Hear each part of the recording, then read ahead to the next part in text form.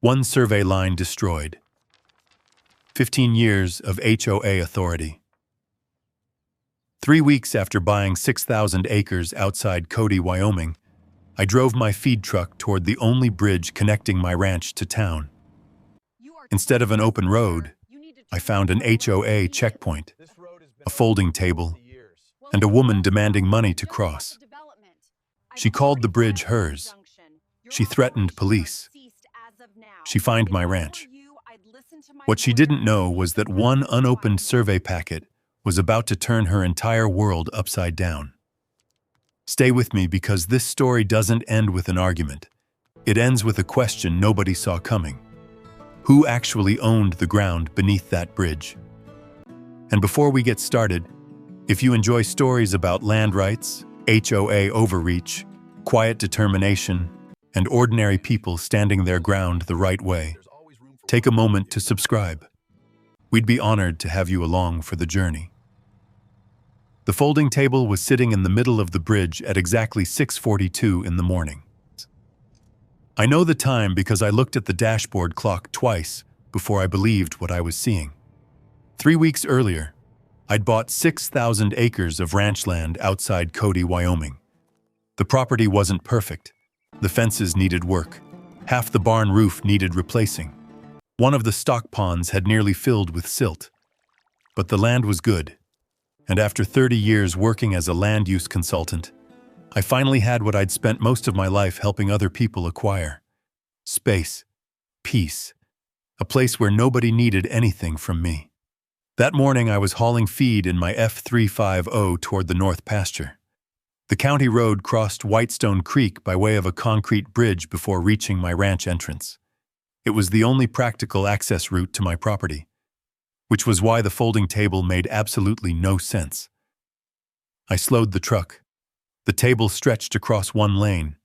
A hand-painted sign leaned against it. Bridge access checkpoint.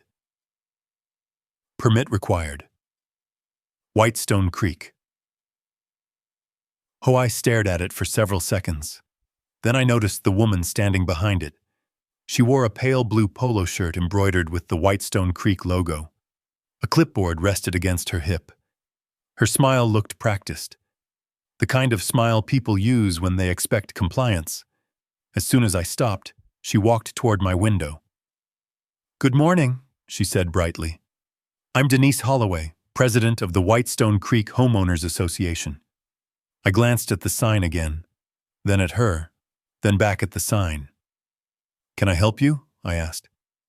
"Actually, sir, I'll need $75 before I can allow you to cross." I thought I had misunderstood. "Excuse me?" "The bridge access fee." She said it like it was completely normal. "The what?" "The bridge access fee. Non-residents are required to purchase a crossing permit." I looked beyond her. The bridge connected directly to the county road. There were no gates, no guard shack, no county notices, just a folding table, and a woman with a clipboard. I almost laughed. Almost. Instead, I asked, "Who requires it?" "The HOA." I waited. She waited. Neither of us moved. Finally, I said, "My ranch isn't part of your HOA." Her smile widened. "Oh, I know." The way she said it bothered me immediately. "Then why would I need a permit?" "Because you're using community infrastructure." I looked down the length of the bridge. Concrete, steel rails, a few cracks near the shoulder. Nothing about it looked private. "Community infrastructure?" I repeated. "That's correct." Before I could respond, movement appeared beside my passenger door. A young man wearing an HOA security vest stepped forward. He couldn't have been older than 30. Tall, broad shoulders, mirrored sunglasses. The vest looked homemade. The words HOA Security were printed across the back in peeling white letters. He carried a stack of laminated stickers. Without asking permission, he reached through my open passenger window. I turned sharply. "What are you doing?" The sticker was already pressed against my windshield. Whitestone Creek access pass temporary. The young man stepped back. Now you're registered. I stared at him, then at Denise, then back at the sticker. The irritation I'd felt moments earlier began hardening into something else, something colder. You put that on my truck without asking. It's required, Denise said. For what? Identification. I sat there for several seconds. 3 weeks. I'd owned this ranch for 3 weeks. In 21 days, nobody had mentioned bridge permits. Nobody had mentioned access fees. Nobody had mentioned HOA checkpoints. Yet here I was being tagged like livestock. A pickup pulled up behind me, then another. Both drivers remained inside their vehicles. Neither looked surprised. That bothered me more than the checkpoint, because surprise meant this was new. Silence meant this had been happening for a while. The first driver kept his eyes fixed on the steering wheel. The second avoided looking toward the table entirely, like men waiting for a process they'd already accepted. Denise noticed me watching them. They understand the rules. I looked back at her. What rules? The community's rules. The confidence in her voice was remarkable. Not confidence backed by law. Not confidence backed by authority. The confidence of somebody who had never been challenged. I reached for my wallet. Not because I believed I owed her money, because sometimes information costs less than an argument. I counted out $75. Denise accepted it immediately. Then she pulled a receipt book from her clipboard. The paper was bright yellow, cheap, the kind sold at office supply stores. She scribbled quickly, tore off the top sheet, and handed it to me. Bridge access fee, $75, received by D. Holloway. I folded it once, carefully, then slid it into my center console. The receipt wasn't worth anything, but the fact that it existed might be. Denise seemed pleased, very pleased. The young man in the security vest grinned. I had a feeling he was her son. The resemblance was there. Same eyes, same expression, same certainty that nobody would question them.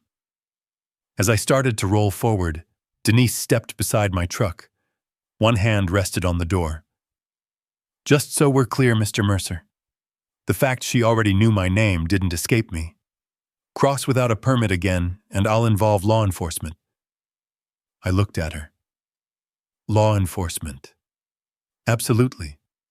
For using a bridge. For violating community regulations. I nodded once. Understood. Then I drove away. I crossed the bridge at 20 miles an hour. The entire time I could feel the sticker attached to my windshield. When I checked the mirror, Denise was smiling. Her son slapped her hand in a celebratory high five. Like they'd just won something. Like taking $75 from a ranch owner was a victory. That image stayed with me for the next 3 miles. The bridge disappeared behind cottonwoods. The county road gave way to gravel. Then ranch land. My ranch. 6,000 acres of pasture, creek bottoms, and rolling hills. Normally the sight settled me. Not that morning. I pulled into the barnyard and shut off the engine. The silence felt different now. I sat there staring through the windshield, at the sticker, at the words "Access Pass," at the assumption behind it. Finally, I peeled it off. The adhesive resisted. When it came free, I folded it and placed it beside the yellow receipt. Then I noticed something sitting on the passenger seat. A large manila envelope. The title company's final survey packet. It had arrived 3 days earlier. I hadn't opened it yet. Too busy repairing fences and fixing water lines. The envelope sat there untouched. For some reason, I looked at it longer than usual. Then I shook my head. The bridge, the fee, the sticker. None of that had anything to do with surveys. At least I didn't think it did. I grabbed the feed invoices instead and headed toward the barn. But all day, while hauling feed and checking fence posts, one question kept returning. Not why Denise Holloway charged $75. Not why her son played security guard. Not even why people paid. The question that stayed with me was much simpler. Why was an HOA collecting tolls on a bridge outside its subdivision? And why did nobody seem willing to talk about it? The question followed me for 4 days. I repaired 2 sections of fence, replaced a broken stock tank valve, cleared brush from a drainage ditch. But every time I drove toward town, I found myself looking at the bridge. The folding table appeared twice more. Each time Denise Holloway sat behind it with her clipboard. Each time drivers slowed, paid, and moved on. No arguments, no complaints, no questions, just payment. The strangest part wasn't Denise. It was everyone else. On Friday afternoon, I stopped at a feed store in Cedar Hollow. The place was busy. Ranchers lined the counter discussing cattle prices and hay deliveries. A few nodded when I walked in. I'd only been in the area 3 weeks, but people in Wyoming tend to know who's bought 6,000 acres before the ink dries. As I loaded mineral blocks into my truck, an older man approached. Tall, lean, gray mustache, weathered face. He stuck out a hand. "Walter Briggs." I shook it. "Ethan Mercer, I know who you are." There was a smile behind the words. Not hostile, not friendly, just honest. "You settling in, trying to?" Walter nodded toward the truck. "Heard you met Denise. News traveled fast." "That obvious?" Walter laughed. "Depends. Did she charge you $75 at the bridge?" I stared at him. His smile widened. "Thought so." For the first time since the checkpoint, somebody had acknowledged it openly. "You know about that?" "Everybody knows about it." "Then why is nobody saying anything?" Walter looked around the parking lot, then lowered his voice, "Because nobody wants trouble." That answer irritated me. Trouble from who? Denise. The fact he answered immediately told me everything. This wasn't a misunderstanding. This wasn't a new policy. This was a system. Walter leaned against my truck. "How long you been here now?" 3 weeks. "Then you're still new enough to think people fight back." "What does that mean?" He studied me for a moment. "Means most folks stopped fighting years ago." I crossed my arms. "Over a bridge fee?" Walter shook his head. "Not just the fee." He glanced toward the road. "The fee's just how she reminds people who's in charge." That got my attention. "Explain." Walter took off his hat and wiped his forehead. "Whitestone Creek has 96 homes. Nice houses. Retirees. Young families. Folks who moved out here because they wanted peace. And the bridge is the only practical way in or out. I already knew that. School buses use it." He counted on his fingers. "Ambulances use it. Delivery trucks. Contractors. Mail carriers. Everybody." His expression darkened. "That's what makes Denise dangerous." I didn't answer. Walter continued. "Most HOA presidents care about paint colors." He snorted. "Denise cares about access." The words stayed with me. Access, not rules, not landscaping. Access, a form of leverage. How long has she been running that HOA? 12 years. 12? Unopposed. That surprised me. No elections? "Oh, they have elections." Walter laughed. "Nobody runs against her." "Why not?" "Because strange things happen to people who do." I looked at him carefully. "What kind of things?" "Violation notices." He shrugged. "Fines, complaints, legal threats." His eyes narrowed. "One guy challenged her 6 years ago. Next month he had 14 violations." 14? Walter nodded. He withdrew. That wasn't proof of anything. But it sounded familiar. People who rely on authority often use the same playbook. Make resistance expensive, make compliance easy. Eventually, nobody fights. I thought about the drivers at the bridge, the way they'd stared at their steering wheels, the way they'd avoided eye contact. Walter followed my gaze. You saw it, didn't you? The silence? He nodded. That's what 12 years looks like. For several seconds, neither of us spoke. Then I asked the question that had been bothering me since day one. Who owns the bridge? Walter's face changed. Not much. Just enough. A hesitation. A pause that lasted half a second too long. I don't know. You don't know? Nope. You've lived here how long? 37 years. I stared at him. 37 years, and nobody knows who owns the bridge? Walter laughed once. A short sound with no humor in it. Funny, isn't it? It wasn't. In fact, it was becoming increasingly strange. A structure used every day by nearly 100 households. A structure being monetized by an HOA. A structure nobody could identify an owner for. That didn't happen by accident. Something was missing. Some piece of the story nobody wanted to discuss. Walter adjusted his hat.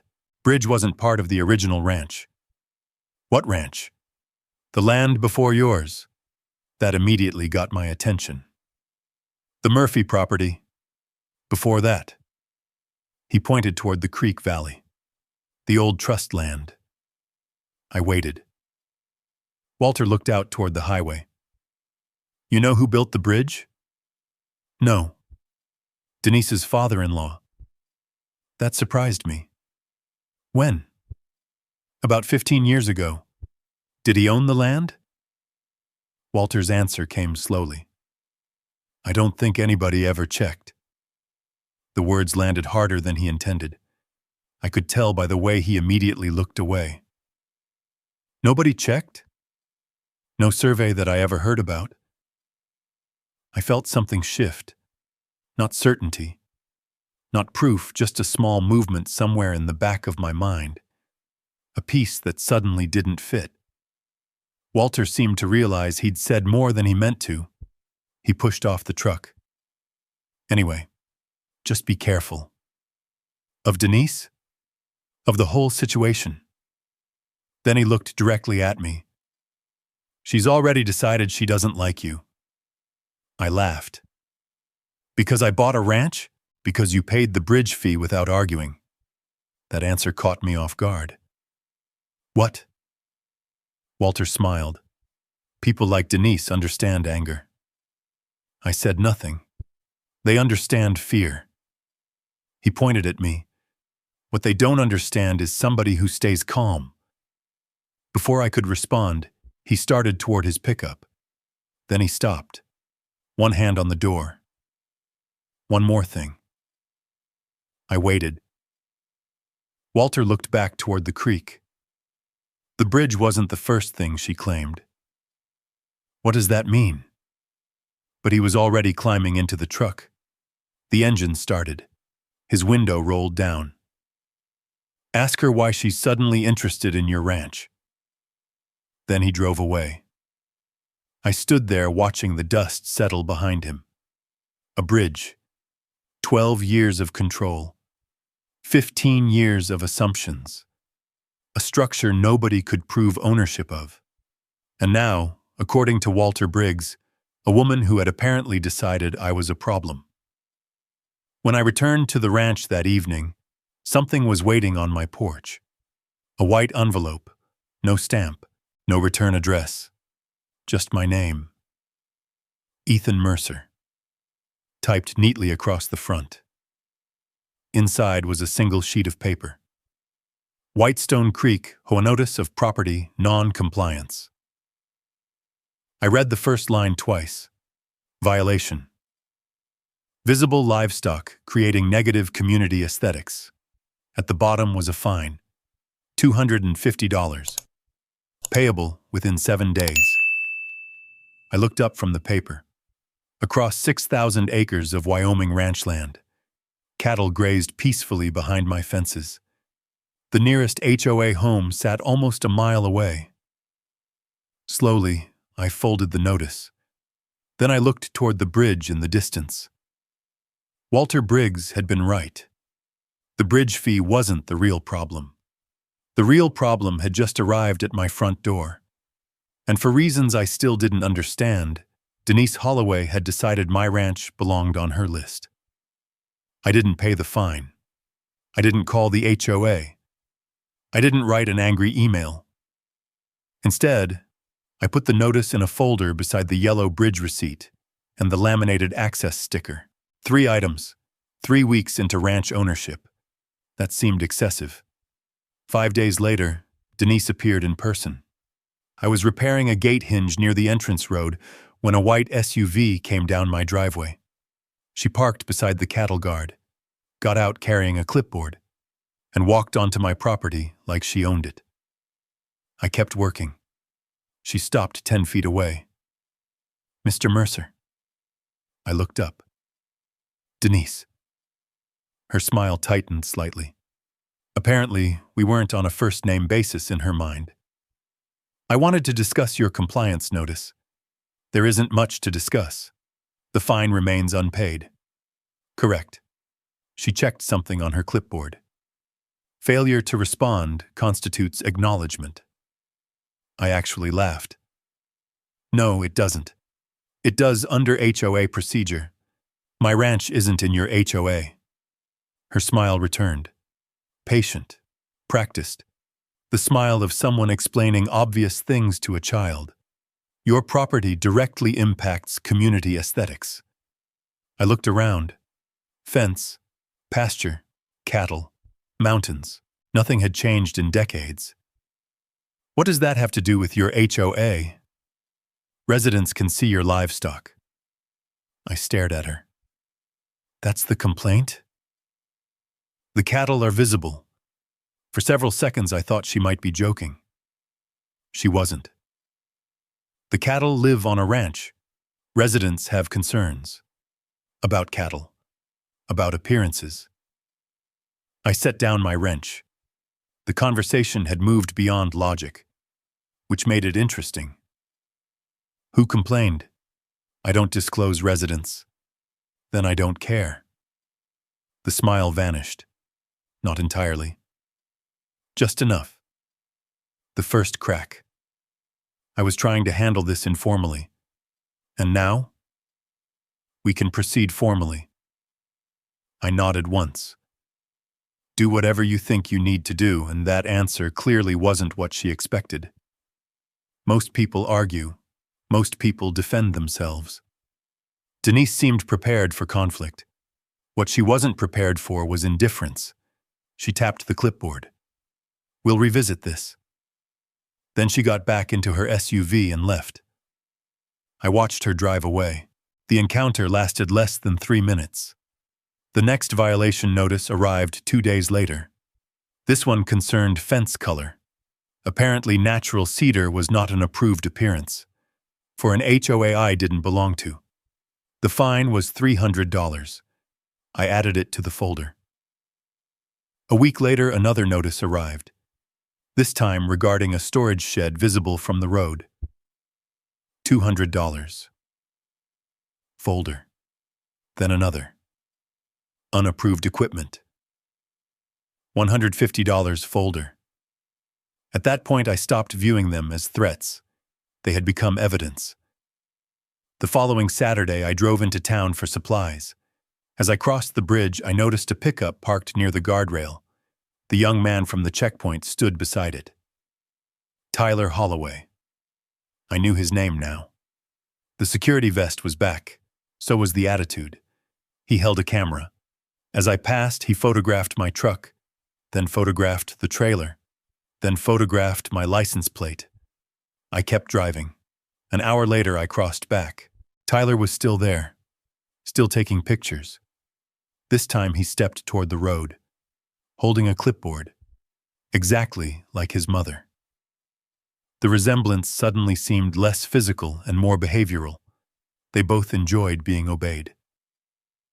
That afternoon, I found another envelope on my porch. This one wasn't a fine. It was an HOA registration packet.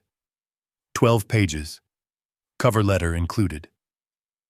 The first paragraph informed me that neighboring property owners were expected to cooperate with community standards. The final page contained a signature line. My name had already been typed into it. I sat at the kitchen table reading the packet twice. Then I noticed something attached to the back. A map. Whitestone Creek subdivision. Lot boundaries. Roads. Common areas. Pool. Clubhouse. Playground. The bridge. But not my ranch. Not 1 acre of it. I folded the packet and added it to the folder. The next morning, things became stranger. I stopped at a diner in Cedar Hollow for breakfast. As soon as I walked in, conversation slowed. Not stopped. Slowed. Just enough to notice. 2 men glanced my way, then looked down. At the counter, a waitress handed me coffee and said quietly, "You really trying to take their bridge?" I blinked. "What?" She looked surprised. "The bridge. I'm not trying to take anything." "Oh." She hesitated. "That's not what people are saying." Now I was interested. "What exactly are people saying?" The waitress shifted uncomfortably. "That you bought the ranch so you could control access." I stared at her. The accusation was absurd. I'd owned the property less than a month. But suddenly Walter's final comment made sense. "Ask her why she's suddenly interested in your ranch." Because Denise was building a story, and I was the villain. By the time I got back to the ranch, I found fresh tire tracks near one of my fence lines. Not crossing, following. Somebody had driven slowly along the property boundary, watching, surveying. I followed the tracks for nearly half a mile. Eventually, they turned back toward the bridge. Near the creek, I found something lying in the grass. A laminated badge. HOA Security. Tyler Holloway. I picked it up, looked at it for several seconds, then slipped it into my pocket. That evening, Walter Briggs stopped by. He listened while I explained the notices, the registration packet, and the rumors spreading through town. Walter wasn't surprised, not even slightly. "She's escalating." "Why?" "Because you're not reacting." I leaned back in the porch chair. "That's all it takes? With Denise?" Walter nodded. "Absolutely." "What happens next?" His expression turned serious. "Depends how badly she wants control." The answer wasn't comforting. We sat in silence for a moment. Then Walter asked a question. "Have you opened that title company survey packet yet?" I thought about the manila envelope sitting unopened on my desk. "No." He nodded slowly. "Might be time." I looked toward the distant bridge, the same bridge where Tyler had spent the morning photographing vehicles, the same bridge where Denise had been collecting tolls, the same bridge everyone treated as hers. Then I looked back at Walter. "Why?" He hesitated. "Long enough to matter." Then he said quietly, "Because I think Denise is preparing to do something bigger than fines." I frowned. "What kind of bigger?" Walter looked toward the road, toward the bridge, toward Whitestone Creek. And when he answered, his voice had lost all humor. The kind that leaves you stranded on the wrong side of a barricade. Walter left 20 minutes later. His warning stayed with me, not because it sounded dramatic, because it sounded specific. The next morning, I finally moved the title company survey packet from my desk to the kitchen table. Then I stopped. I looked at the stack of maps inside the envelope, looked at the growing folder of HOA notices beside it, and pushed the survey packet aside again. Not yet. I wanted a clear head before I started reading legal documents. That decision would turn out to matter. 3 days later, I needed supplies from town. I left the ranch before sunrise. The drive to the bridge took less than 10 minutes. The moment I rounded the final bend, I knew Walter had been right. The bridge was blocked. Not partially, completely. 2 orange construction barricades stretched across both lanes. A large plywood sign stood between them. Whitestone Creek HOA residents only. All others turn around. I slowed the truck, then stopped. Denise Holloway stood behind the barricades, clipboard in hand. Tyler stood beside her wearing the security vest. Neither appeared surprised to see me. That told me everything. This wasn't maintenance. This wasn't construction. This was waiting. For me. I rolled down the window. Move the barricades. Denise smiled. The same smile from the folding table. The same smile from my ranch. The same smile from every violation notice. I'm afraid I can't do that. Why? You're currently in non-compliance with HOA regulations. I actually laughed. My ranch isn't in your HOA. Your unpaid fines say otherwise. The absurdity of the statement almost distracted me from what mattered. She was blocking the only practical access route to 6,000 acres, mine and everyone else's. Denise. I kept my voice calm. Move the barricades. No. Behind her, Tyler folded his arms, trying very hard to look intimidating. I glanced at the sign, then back at Denise. You understand, this bridge connects to a county road. It's community property. You keep saying that. Because it's true. I reached toward the dash cam mounted beneath my rearview mirror, made sure the recording light was on. Denise noticed. Her smile widened. Then she pulled out her phone. Good. She tapped the screen. I'm calling law enforcement. That surprised me. Not because she threatened it, because she actually did it.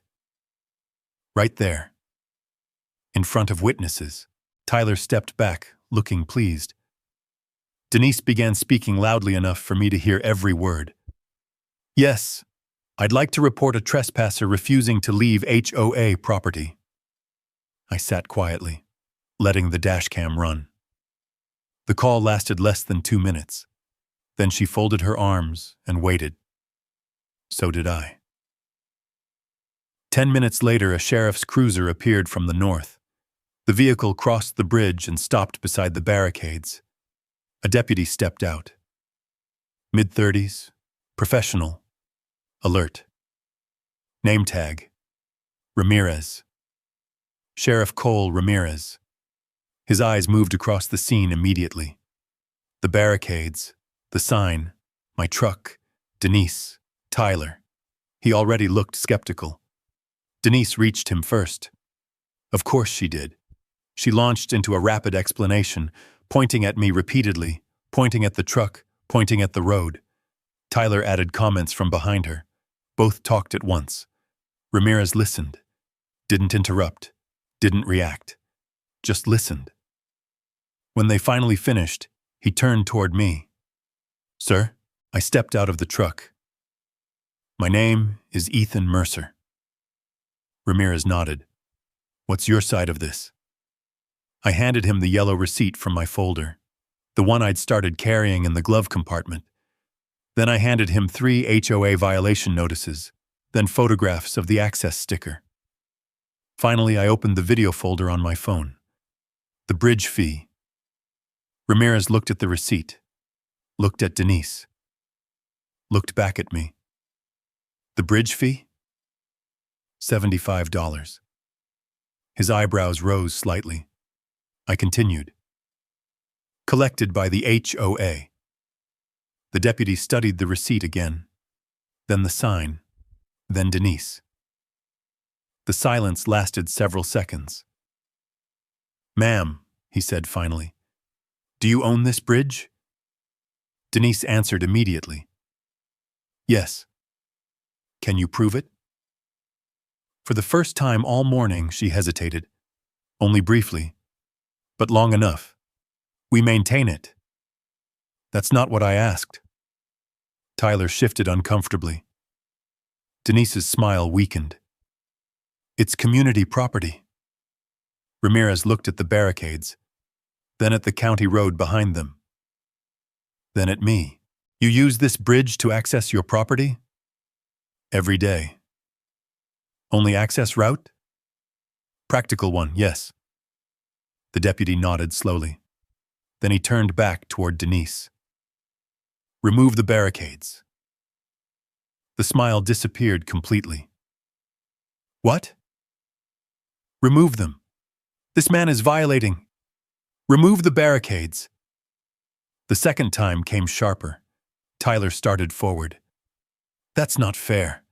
Ramirez raised one hand. Tyler stopped talking immediately. The deputy's patience had clearly expired. "Listen carefully." His voice stayed calm. "Property ownership disputes are civil matters." He pointed toward the barricades.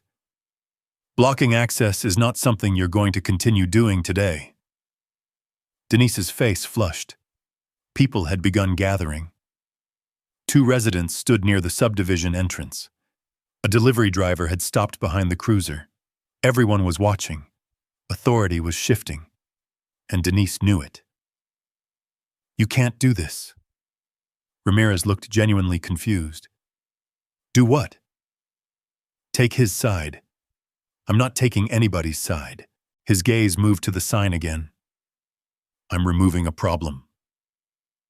For several seconds, nobody moved. Then Tyler grabbed one barricade. Denise grabbed the other. Together, they dragged them aside. The bridge reopened. The crowd watched in silence. I got back into my truck, started the engine. As I rolled forward, Denise suddenly found her voice. "This isn't over, Ethan." I stopped, looked out the window. Her face was red now. Not confident, angry.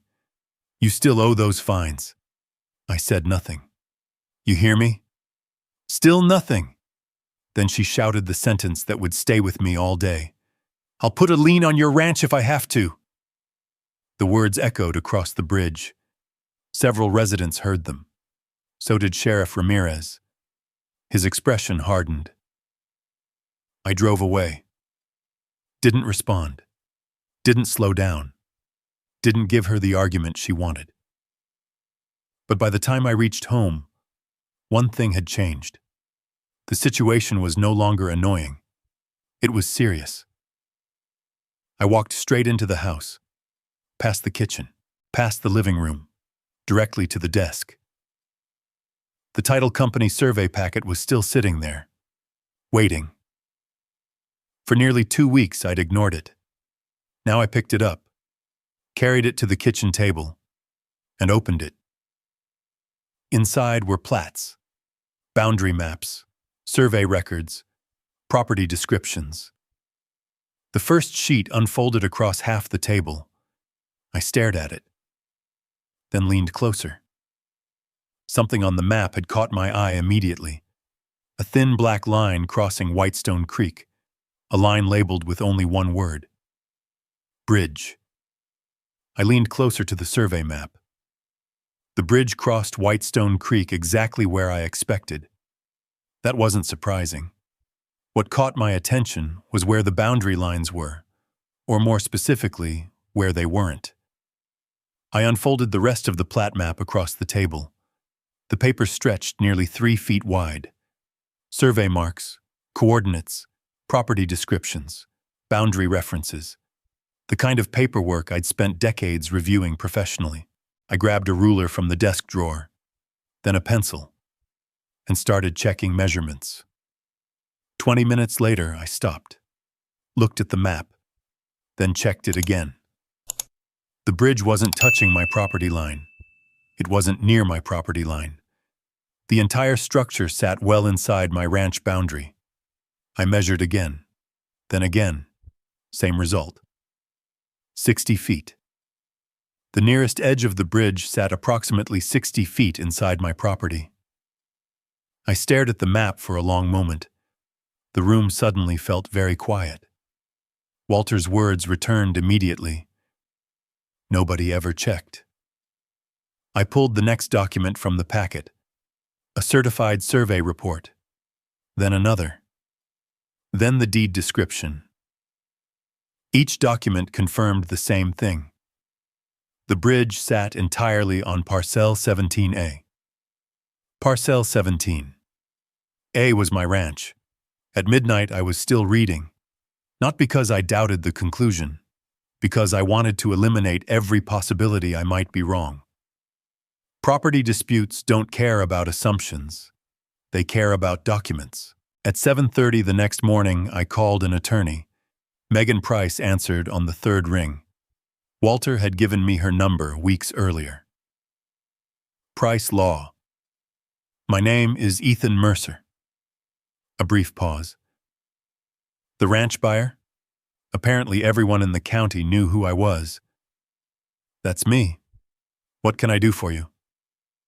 I looked down at the survey spread across my kitchen table. I think I have a bridge problem. 2 hours later, I was sitting across from her in a conference room in Cody. The survey maps covered half the table. Megan studied them carefully. She didn't speak for several minutes, which I appreciated. Good lawyers read first, talk second. Eventually, she looked up. Where did you get these?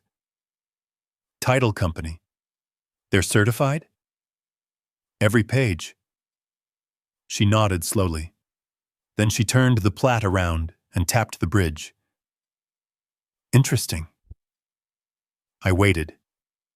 She tapped it again. Ethan, do you know what an easement is? Of course. Good. She flipped through several pages. Because I can't find one. That got my attention. What do you mean? I mean there's no recorded easement attached to this bridge. I leaned forward. No access agreement? No. Lease? No. Shared use covenant? No. She sat back. Nothing. The word hung in the air. Nothing. For 15 years, nearly 100 households had been crossing that bridge. An HOA had been claiming authority over it, collecting fees, issuing warnings, threatening access. And according to the documents in front of us, there was no legal agreement supporting any of it. Megan pulled up county records on her computer. The search took less than 10 minutes. The result took longer to absorb. Still nothing. She looked genuinely surprised now. That's unusual. How unusual? She laughed once. Very. I looked back at the map. So what does this mean? Megan folded her hands. It means the bridge appears to belong to you. Not partly. Not jointly. Not conditionally. You. Even hearing the words felt strange. I thought about Denise standing behind the folding table. The access stickers, the fees, the barricades, the threats. Then I thought about Sheriff Ramirez asking one simple question. Do you own this bridge? At the time, Denise hadn't been able to answer. Now I knew why.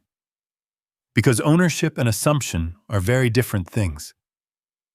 Megan continued reviewing records. Another 20 minutes passed.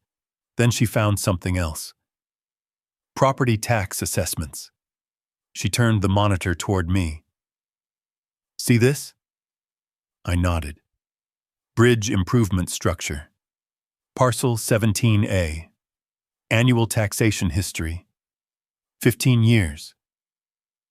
My eyes narrowed. Those taxes were paid?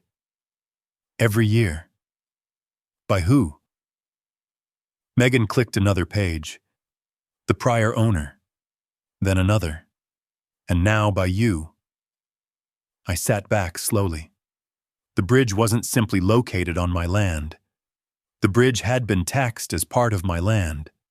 For years. The implications were enormous. Megan seemed to be calculating them at the same time. Ethan. Yeah? Have you told Denise any of this? No. Good. The answer came immediately. Too immediately.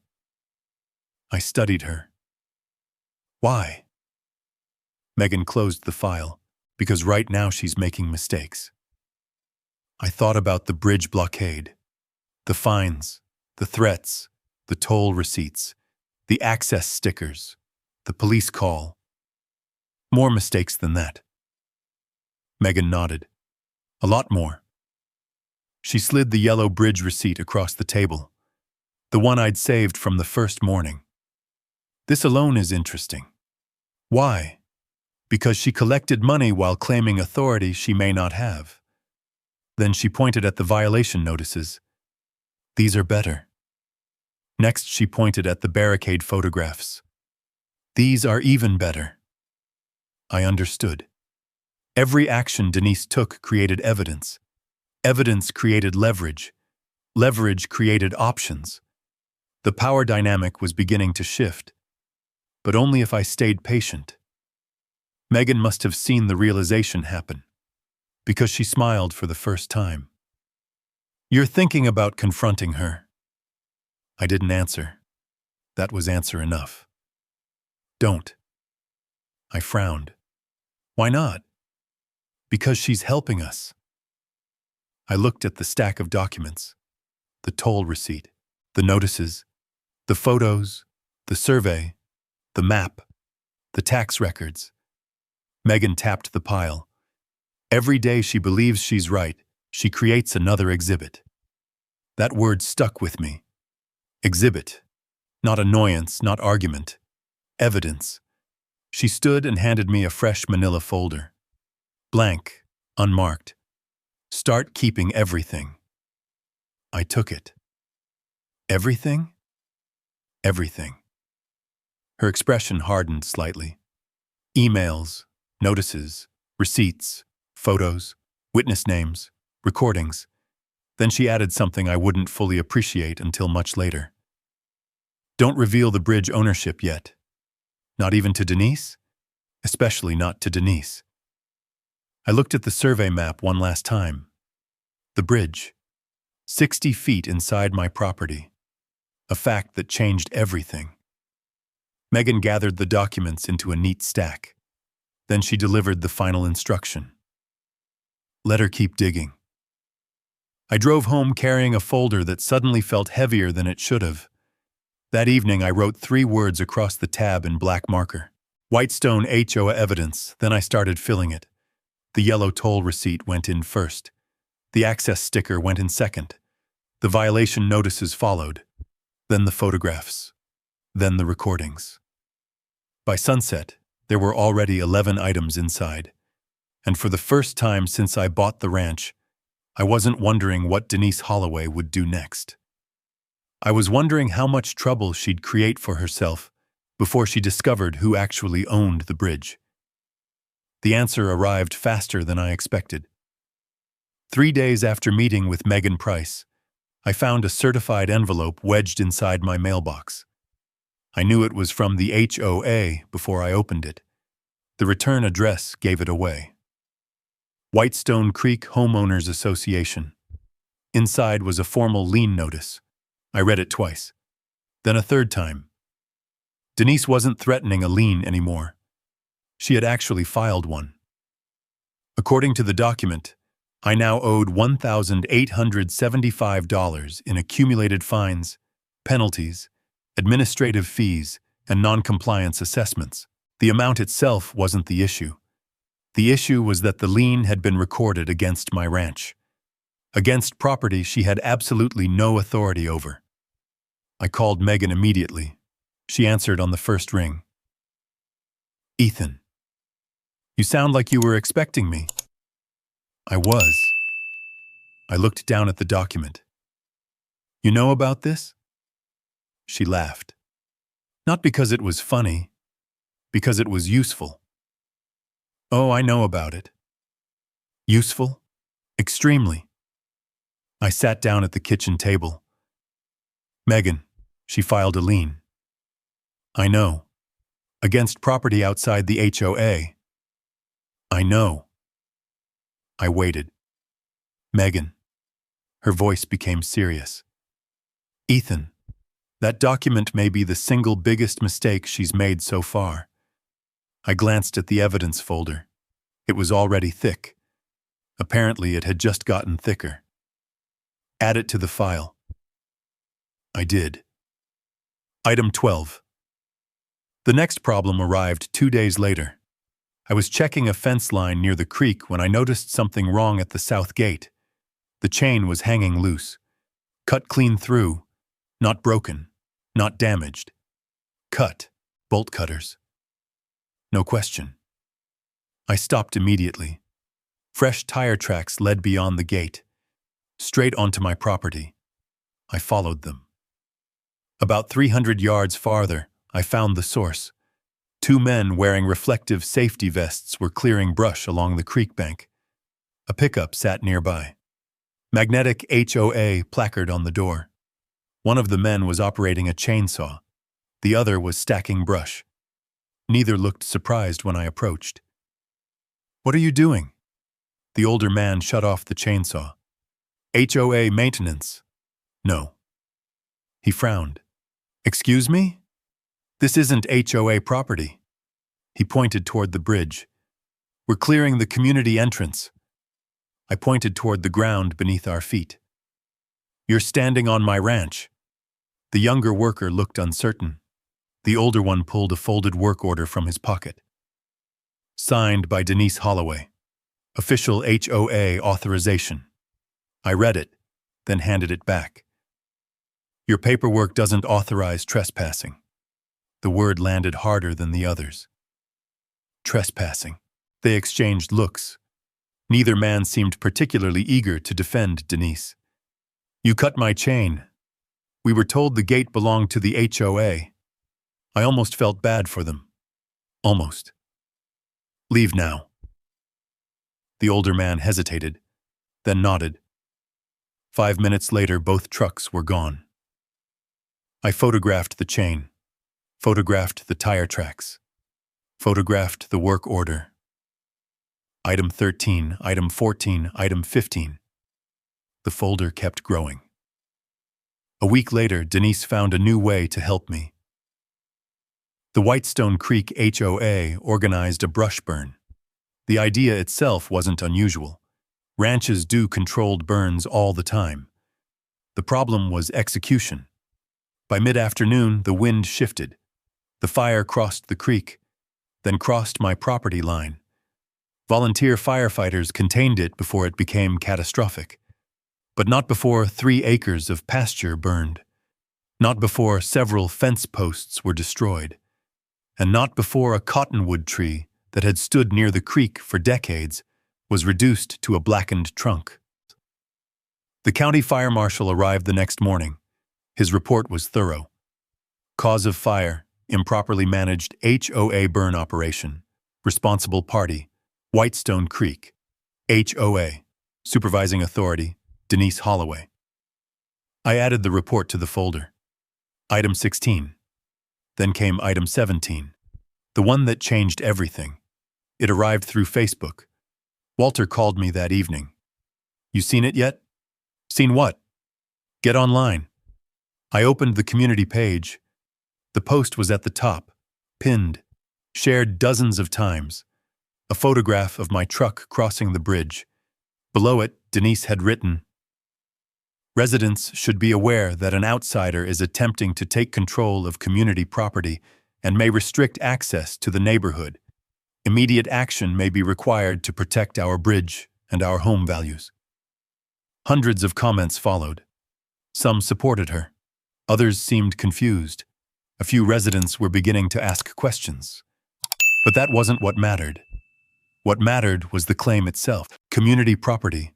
Our bridge. The same language she'd used from day one. The same claim she couldn't prove. I took screenshots. Every page, every comment, every timestamp. Then I emailed them to Megan. She called 20 minutes later. "Ethan, you saw it." I did. Her tone sounded almost impressed. "She really posted that publicly. Looks that way." Megan was quiet for a moment. Then she said exactly what I was thinking. "She's digging faster." I looked at the growing evidence folder on the table. Receipts, notices, photographs, fire reports, lien documents, screenshots. The pile had become impossible to ignore. The pattern was obvious now. Every time Denise tried to increase pressure, she increased exposure. Every attempt to control me expanded the legal problem surrounding her. I thought about the bridge, about the survey, about 60 feet of property line that she still didn't know existed. "Megan." "Yeah? How much longer do we wait?" A pause, then a measured answer. "Not much longer." I looked out the kitchen window toward the distant creek, toward the bridge she thought she controlled, toward the structure sitting squarely inside my ranch boundary. What happens next? Megan didn't hesitate. She goes public, and judging by the Facebook post, she already had. What I didn't know yet was how far Denise was willing to go, or that her next move would put more than 100 residents in one room and hand us the most valuable piece of evidence in the entire case. The announcement appeared 2 days later. Emergency HOA community meeting. Mandatory attendance strongly encouraged. Topic: Protection of community assets. The notice was posted online, printed on bulletin boards, delivered to mailboxes, and according to Walter Briggs, discussed nonstop throughout Whitestone Creek. By the weekend, Denise's version of the story had spread across the entire subdivision. I was trying to seize the bridge. I was trying to trap residents. I was trying to destroy property values. The claims made no sense. That didn't stop them from working. Fear rarely requires evidence. I called Megan. "You've seen the meeting notice?" "3 times. What do you think?" "I think you should attend." I was surprised. "You do?" "Absolutely." "Megan, they've spent 2 weeks telling everyone I'm the villain." "I know." "And you want me in the room?" Her answer came immediately. "I want Denise in the room." That made more sense. The meeting wasn't the opportunity. Denise was. 2 nights later, I drove to the Whitestone Creek clubhouse. The parking lot was overflowing. Vehicles lined both sides of the road. Residents stood outside talking in small groups. Many recognized me. Some stared openly. Others looked away. Nobody approached. Fear still had a grip on the neighborhood. Inside, more than 100 people filled rows of folding chairs. The atmosphere felt less like an HOA meeting and more like a public hearing. At the front of the room stood a projector screen. On it was a photograph of my truck, the same image Denise had posted online. Beneath it, in large letters: "Protect our community." I took a seat in the last row. A few people turned around when they noticed me. Whispers moved through the crowd. Then Denise walked onto the stage, confident, composed, holding a wooden gavel she had apparently purchased specifically for the occasion. The room went silent. She smiled. For the next 20 minutes, she spoke without interruption. She talked about community safety, property values, outside threats, the importance of unity. Then she began talking about me. Not by name at first. Then very much by name. According to Denise, I had purchased the ranch as part of a long-term plan to control the area. According to Denise, I wanted ownership of the bridge. According to Denise, residents could soon lose access to schools, deliveries, emergency services, and medical care. Several people looked genuinely frightened. Others looked confused. Walter sat near the middle of the room. His expression never changed. Neither did mine. Denise finally reached the end of her presentation. Then she proposed two motions. The first authorized HOA funds for litigation against me. The second declared me unwelcome on HOA property. Applause followed. Not from everyone, but from enough people to encourage her. She lifted the gavel. Before we vote, I stood. The room immediately quieted. Every eye turned toward me. For a moment, Denise looked surprised, then pleased, very pleased, exactly as Megan predicted. Denise thought she was getting a public confrontation. She thought she was getting an argument. She thought she was getting emotion. Instead, I walked slowly down the aisle carrying a plain manila envelope. Nothing else. No folders, no maps, no documents, just the envelope. When I reached the front, I stopped beside the podium. Denise smiled. "Mr. Mercer." I nodded. "Denise." A few nervous laughs moved through the crowd. She gestured toward the microphone. "Would you like to explain yourself?" "No." The answer caught her off guard. A brief pause. Then she recovered. "Then why are you here?" I looked out across the room. At the residents. At Walter. At families who genuinely believed the story they'd been told. Then I asked a single question. "Can anyone show me the recorded easement for the bridge?" The room became silent. Not polite silence. Real silence. The kind that appears when people suddenly realize a question has an answer. Or should.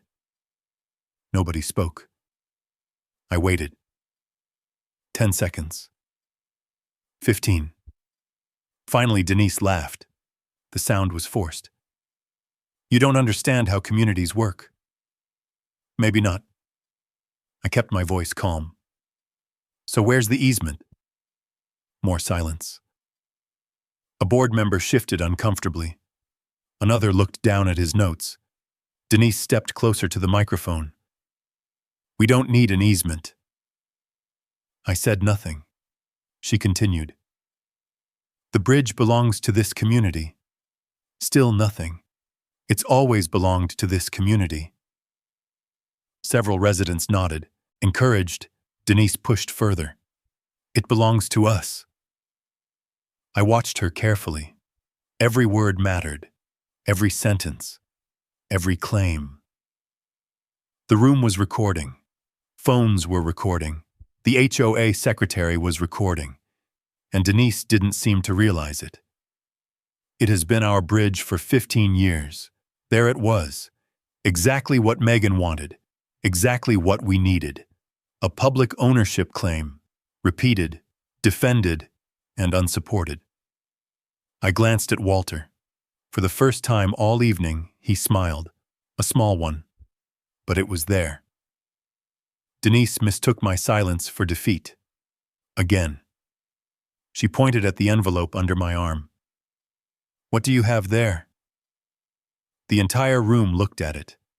I let the moment hang, then smiled slightly. "Nothing important."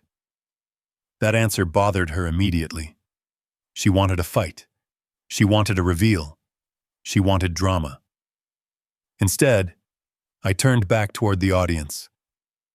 "There is one thing I'd like everyone here to know." The room quieted again. "I have never threatened to close the bridge." Several people exchanged looks. "I have never threatened emergency access." More looks. "I have never threatened any resident of Whitestone Creek." The room had become very still, because many people were hearing those words for the first time. Denise opened her mouth. I continued before she could interrupt. "And if anyone has documents proving otherwise, I'd be happy to review them." Nobody spoke. Nobody moved. The silence told its own story. I nodded once, then turned toward the exit. Halfway down the aisle, Denise called after me. "That's it?" I stopped, looked back. "That's it." You didn't answer anything. I smiled. I wasn't the one being asked questions. Then I walked out. The clubhouse doors closed behind me. But before they shut completely, I heard something I hadn't heard since moving to Wyoming. Residents arguing with Denise, not supporting her, questioning her, demanding answers. The first cracks had finally appeared. I got into my truck and set the manila envelope on the passenger seat. Then I laughed, quietly, because the envelope was empty. There had never been anything inside. It was a prop, a distraction, exactly as Megan suggested. The real evidence remained safely locked inside my ranch office. And somewhere behind me, Denise Holloway was still insisting the bridge belonged to her. She just hadn't realized she had spent the evening saying it in front of more than 100 witnesses. The first phone call came the next morning. I didn't recognize the number. When I answered, there was a long pause. Then a woman said quietly, "Mr. Mercer?" "Yes. My name is June Harper." I recognized the name immediately. She lived inside Whitestone Creek. Walter had mentioned her once. Widowed. Retired school secretary. Lived alone. June lowered her voice even further. "I hope this call isn't a mistake." "It isn't." Another pause. Then she asked a question. "You're really not planning to close the bridge?" There it was. The fear Denise had been feeding. Not property values. Not lawsuits. Access. I looked out the kitchen window toward the distant creek. No. June exhaled. A long breath she seemed to have been holding for days. Thank God. That conversation lasted nearly 40 minutes. By the end, I understood something important. The bridge wasn't Denise's source of authority. It was her source of fear. Every resident depended on it. School buses, medical appointments, deliveries, emergency vehicles, jobs, life itself. And Denise had spent years reminding everyone of that fact. The next call came that afternoon, then another, then another. By Sunday evening, 6 residents had contacted me. Each story sounded different. The pattern never changed. Violation notices, threats, selective enforcement, public embarrassment, private pressure. One family had been fined over a wheelchair ramp, another over mailbox colors. A retired veteran had received repeated notices because his flagpole exceeded HOA height guidelines by 8 inches. The violations themselves weren't the point. Control was. The bridge simply made resistance expensive. Monday afternoon, June Harper came to the ranch in person. She drove an aging sedan and carried a covered casserole dish. I almost smiled when I saw it. Apparently, Wyoming still handled difficult conversations the old-fashioned way. Food first. Truth second. We sat on the porch. For a while she said nothing. Then she surprised me. My husband needed dialysis. I listened. 3 times a week. Her hands tightened around her coffee cup. The bridge scared us. That statement landed harder than most accusations. Not because it was dramatic. Because it was honest. June wasn't afraid of Denise. She was afraid of what Denise could do. Every time Harold disagreed with the HOA, she'd remind him about access. My jaw tightened. June looked toward the road. Not directly. The distinction mattered. Just enough. Enough. That word explained everything. Enough pressure. Enough fear. Enough uncertainty. Not enough to trigger a lawsuit. Just enough to keep people obedient. June finally looked at me. People think this is about a bridge. It isn't. No.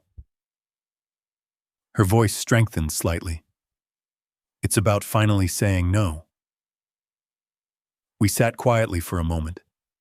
Then she asked the question everyone eventually asked. What happens if you win?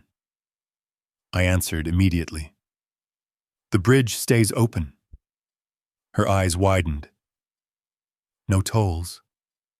She blinked. No restrictions. Silence. No resident loses access. June stared at me, as if trying to determine whether I meant it. I did. The bridge belonged on my land, but the people using it weren't my enemy. Eventually, she smiled. The first genuine smile I'd seen from a Whitestone Creek resident. Then she reached across the table and squeezed my hand. Thank you. After she left, Walter Briggs showed up. Word traveled fast, apparently faster than I realized. He sat in one of the porch chairs. June came by? How'd you know? Walter laughed. Because she's been telling everybody. That surprised me. Everybody? Pretty much. I thought about that. Fear spreads quickly. Relief spreads faster. Walter nodded toward the road. You've got people talking now. I noticed. They trust you. I wasn't sure about that. But they were beginning to trust something. An alternative. The possibility that Denise wasn't untouchable. That mattered. As the week progressed, more residents reached out. Not publicly. Not yet. Privately. Emails, phone calls, letters, statements, stories. Megan loved every one of them. Witnesses, patterns, documentation, evidence. The case was growing beyond property ownership. It was becoming something larger. A record of behavior. Thursday afternoon, Megan called. Court's set. I straightened in my chair. When?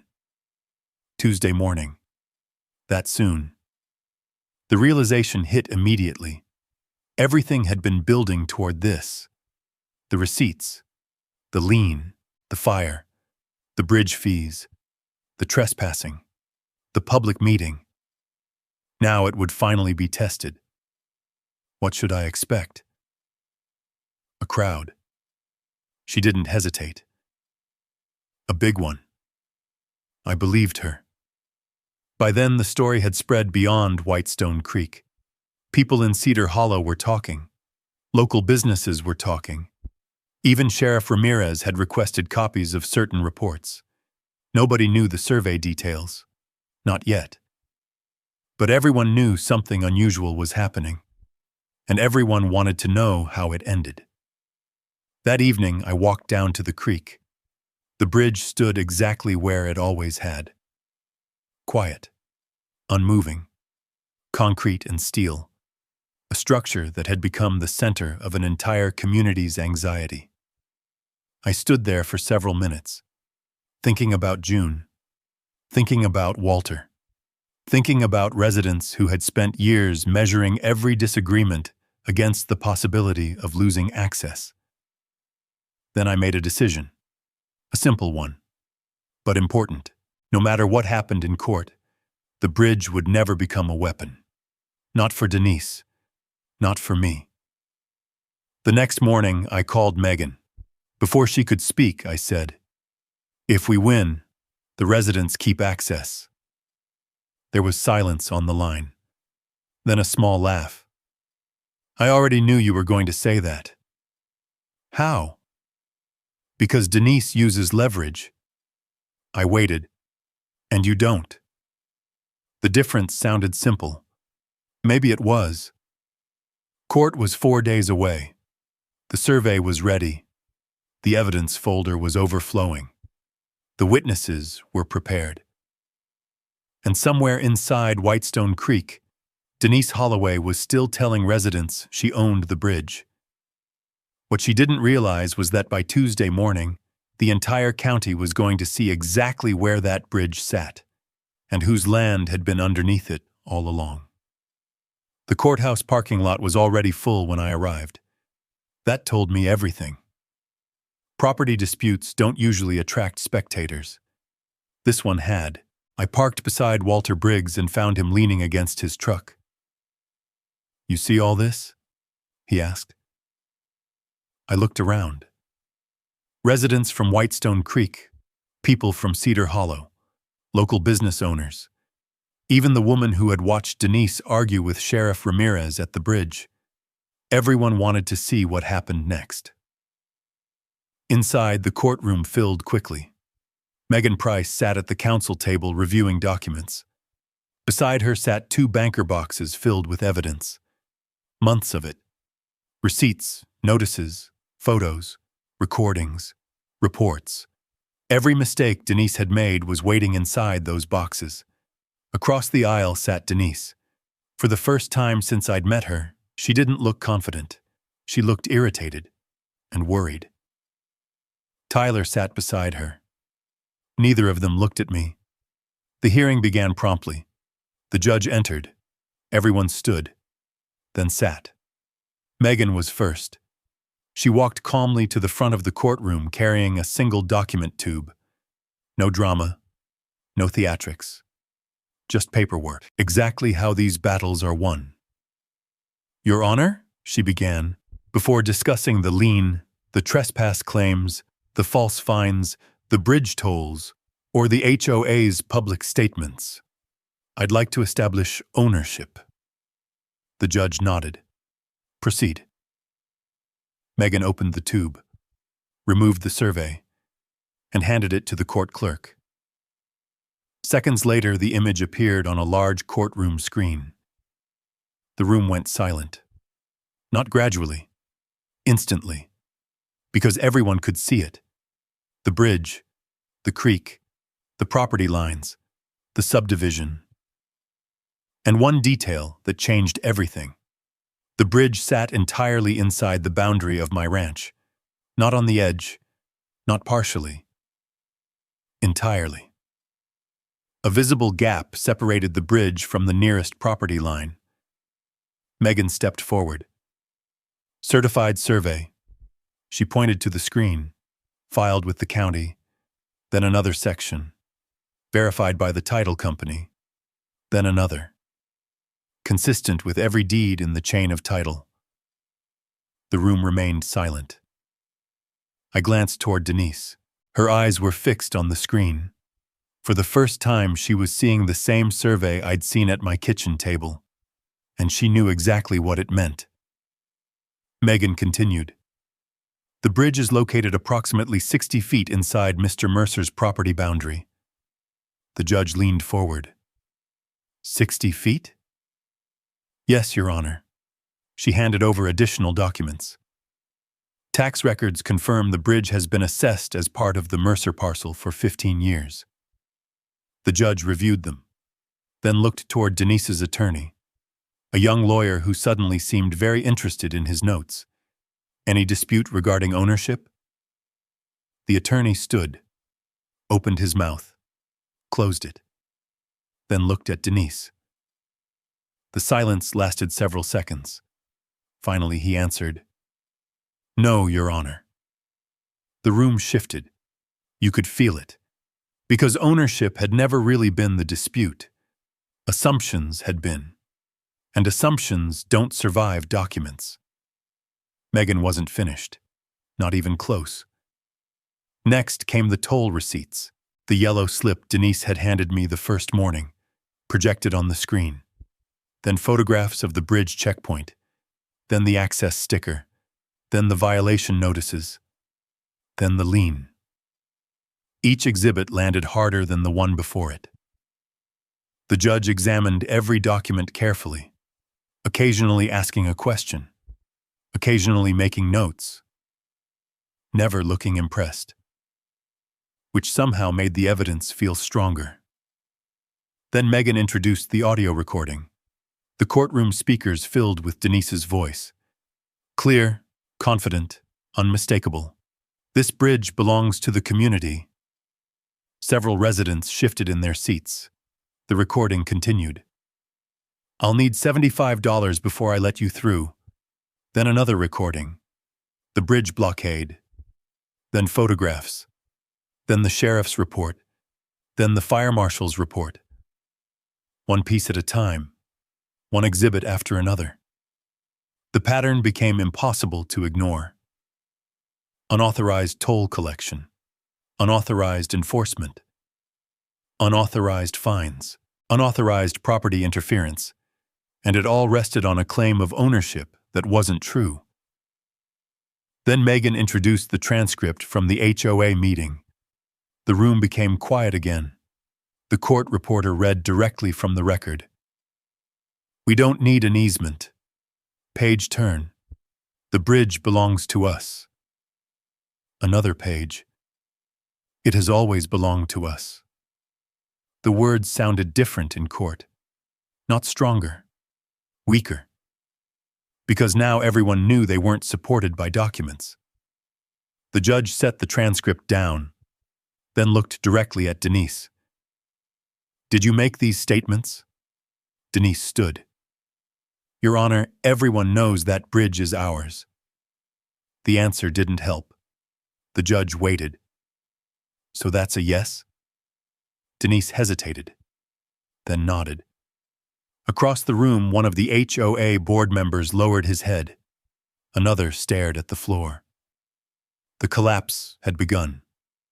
Not dramatic, not explosive. Just inevitable. Years of assumed authority meeting actual records. The final exhibit was the lien. The judge reviewed it for nearly a full minute, then looked over his glasses. Explain to me how your association obtained authority to place this lien on property outside the HOA. Nobody answered, because there wasn't an answer, only assumptions. The judge set the document down, then delivered the ruling everyone had been waiting for. The court finds that the bridge is located entirely on the Mercer property. A wave moved through the gallery. Quiet reactions, whispers, disbelief, relief. The judge continued. The lien is immediately vacated. Another pause. The court further finds probable merit in the claims presented regarding trespass, unauthorized collection of fees, defamation, property damage, and improper interference with access. The room became perfectly still, because everyone understood what those words meant. This wasn't over. Not legally, but the outcome had become visible. The judge looked toward Denise one final time. Ownership is established by records. His voice remained calm, not by repetition. Then he struck the gavel. The hearing ended. People began standing, talking, moving, but I stayed seated for a moment, looking at the survey still displayed on the screen. The same survey I'd nearly ignored. The same survey that proved where the bridge sat. And beneath it all, the truth Denise had spent years avoiding. The bridge belonged to me. The problem was that everyone in the room immediately reached the same conclusion.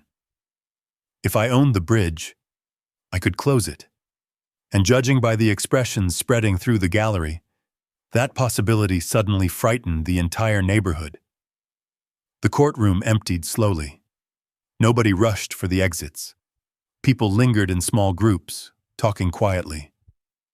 Not about Denise, not about the HOA, about the bridge. Every conversation seemed to circle back to the same question. What was Ethan Mercer going to do now? I didn't answer anyone. Not yet. Outside the courthouse, June Harper was waiting near the steps. Walter Briggs stood beside her. So did several other Whitestone Creek residents. None of them looked angry. Most looked nervous. June finally stepped forward. Mr. Mercer. I smiled. June.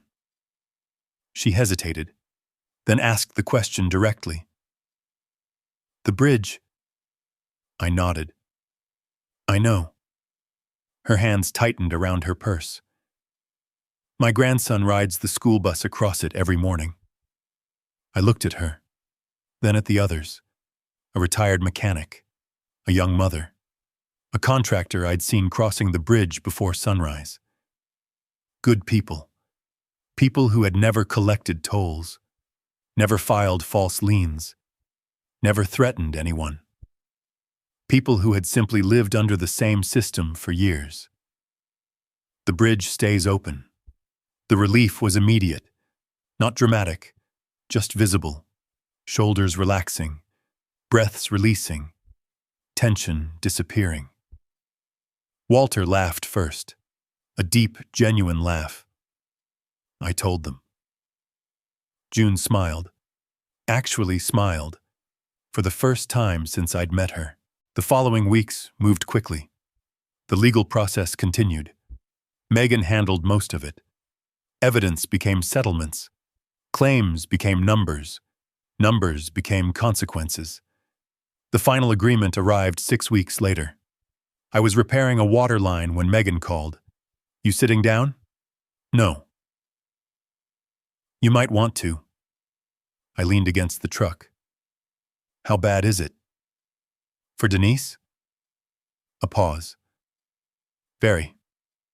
I listened.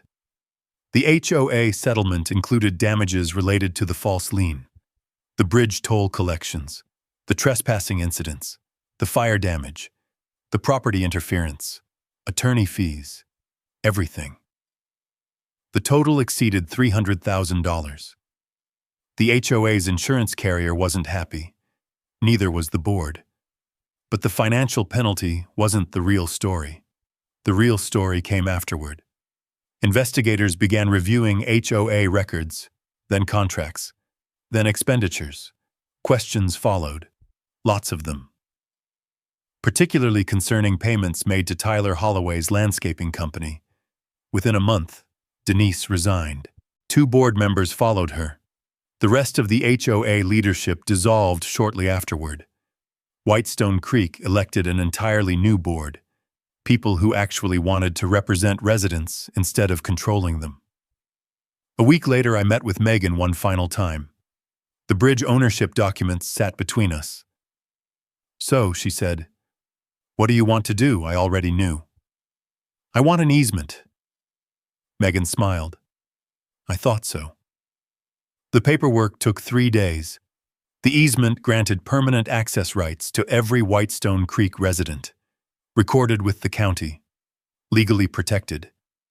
No tolls, no checkpoints, no HOA authority over the structure. No future president could weaponize it. No future landowner could either. Everyone crossed freely, forever. When the final documents were signed, Megan looked at me across the conference table.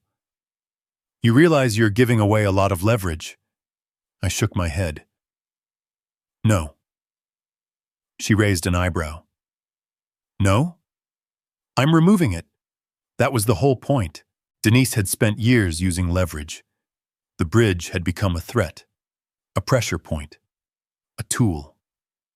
I didn't want it to be a tool. I wanted it to be a bridge.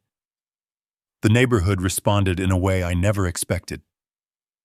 3 months later, the new HOA board invited me to a community meeting. A real one this time. No accusations, no projectors, no emergency motions. Just residents, families, neighbors. When I arrived, the room stood and applauded. I wasn't prepared for that. Neither was Walter, who nearly laughed himself out of his chair. The board president, a woman named Allison Reed, made a short announcement. Then she held up a document. The board voted unanimously. I looked around, confused. Allison smiled. The bridge has a new name. Several residents pointed toward the window. Outside, through the clubhouse glass, I could see workers installing a sign. 2 words. Mercer Bridge. I stared at it. Honestly, I didn't know what to say. The bridge hadn't belonged to my family. I hadn't built it. I hadn't asked for recognition. But apparently, the neighborhood had decided the name wasn't about ownership. It was about what happened afterward. The sign stayed. The years moved forward. Whitestone Creek changed. The fear disappeared first, then the rumors, then the habit of looking over shoulders before speaking. Harold Harper never missed another medical appointment.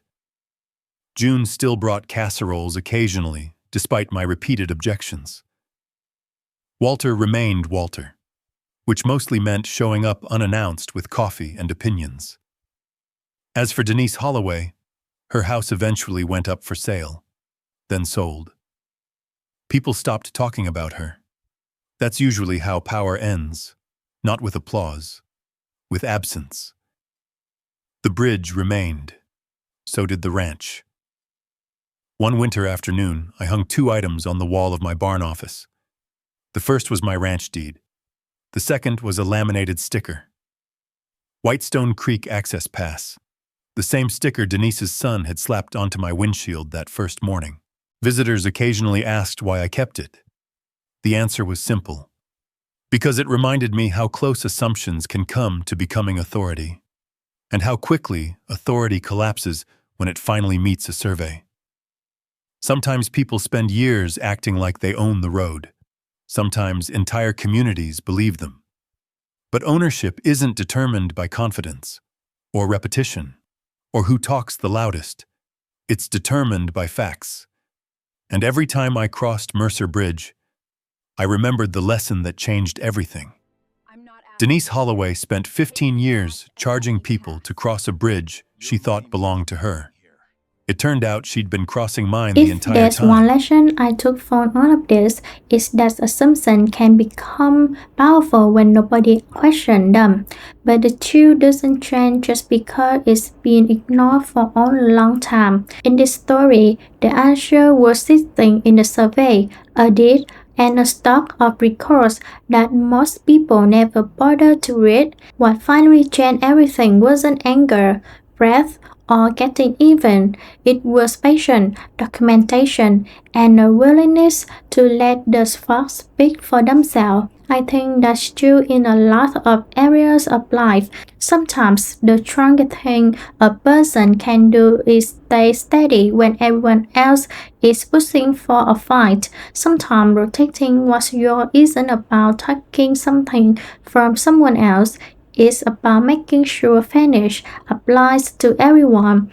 In the end, the rich stay open and residents keep their access, and community got a chance to move forward without fear. That's a better outcome than any argument could have delivered.